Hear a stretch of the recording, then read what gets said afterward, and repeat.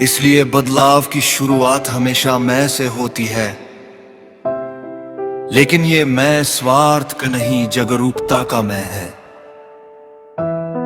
ऐसा मैं जो अपने भीतर की कमियों को देखने का साहस रखता है और उन्हें सुधारने की विनम्रता भी। याद रखिए, विकास का अर्थ ये नहीं कि हम दूसरों से आगे निकल जाएं। विकास का अर्थ है कि हम अपने पुराने अज्ञान से आगे बढ़ जाएं। और इस यात्रा में 3 चीजें अत्यंत आवश्यक हैं, ताकि हम रुक न जाएं, ताकि हम भटक न जाएं।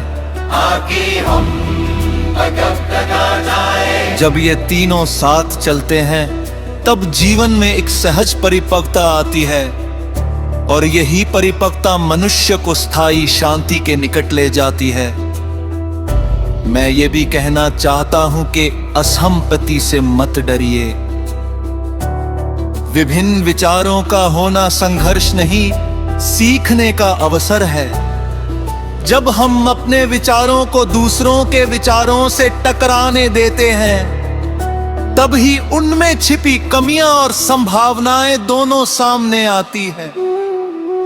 इसलिए संवाद को बनाइए, विवाद को नहीं, समझ को बढ़ाइए, अहंकार को नहीं। अंततः जीवन कोई अंतिम निष्कर्ष नहीं है, ये एक निरंतर प्रक्रिया है, सीखने की, समझने की और विकसित होने की।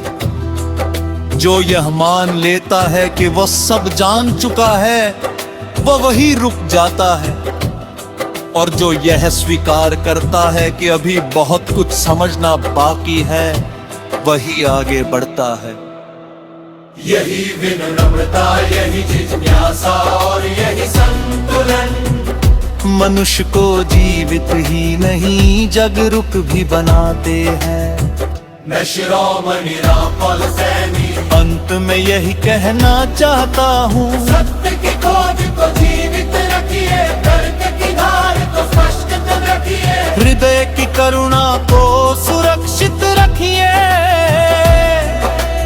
और अपने जीवन को एक ऐसी यात्रा बनाइए जिसमें हर दिन थोड़ा और स्पष्ट, थोड़ा और गहरा और थोड़ा और मानवीय बन सके, क्योंकि यही यात्रा मनुष्य को उसके वास्तविक स्वरूप के निकट ले जाती है। और जब ये यात्रा निरंतर चलती रहती है, तब मनुष्य के भीतर एक सूक्ष्म परिवर्तन होता है।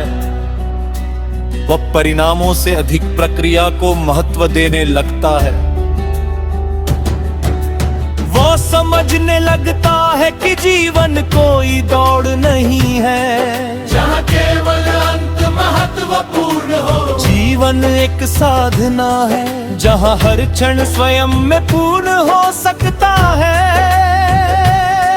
तब वह अपने कार्य को केवल सफलता के लिए नहीं, बल्कि गुणवत्ता और सत्यनिष्ठा के साथ करता है। वह अपने संबंधों को केवल अपेक्षाओं के आधार पर नहीं, बल्कि समझ और सम्मान के आधार पर जीता है। यहीं से जीवन में स्थिरता आती है, एक ऐसी स्थिरता जो परिस्थितियों पर निर्भर नहीं होती, क्योंकि परिस्थितियां बदलती रहेंगी, कभी अनुकूल, कभी प्रतिकूल। लेकिन जो व्यक्ति अपने भीतर संतुलन बनाए रखना सीख लेता है, वो बाहरी उतार चढ़ाव से डगमगाता नहीं है। यही स्थिरता निष्क्रियता नहीं है, एक ऐसी स्थिरता जो परिस्थितियों पर निर्भर नहीं होती, क्योंकि परिस्थितियां बदलती रहेंगी, कभी अनुकूल, कभी प्रतिकूल, लेकिन जो व्यक्ति अपने भीतर संतुलन बनाए रखना सीख लेता है, वो बाहरी उतार चढ़ाव से डगमगाता नहीं है।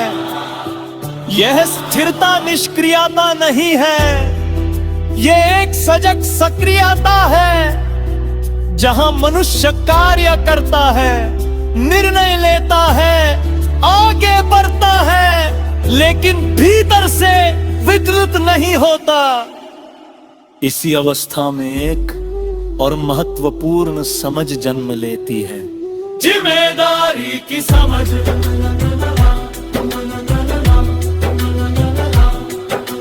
मनुष्य ये देखना शुरू करता है कि उसके विचार, उसके शब्द और उसके कर्म सिर्फ उसी को नहीं बल्कि उसके आसपास के लोगों और वातावरण को भी प्रभावित करते हैं। तब वह प्रतिक्रिया नहीं करता बल्कि उत्तरदायित्व से प्रतिक्रिया देता है। तब वह जल्दबाजी में निर्णय नहीं लेता बल्कि जागरूकता से निर्णय लेता है।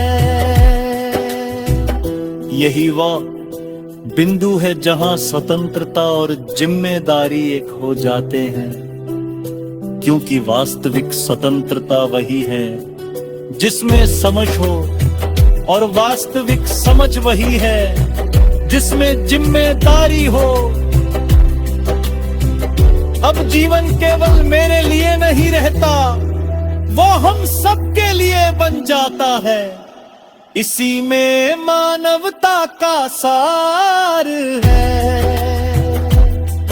और जब ये भावना चित होती है, तब मनुष्य केवल हितले विकास तक सीमित नहीं होता।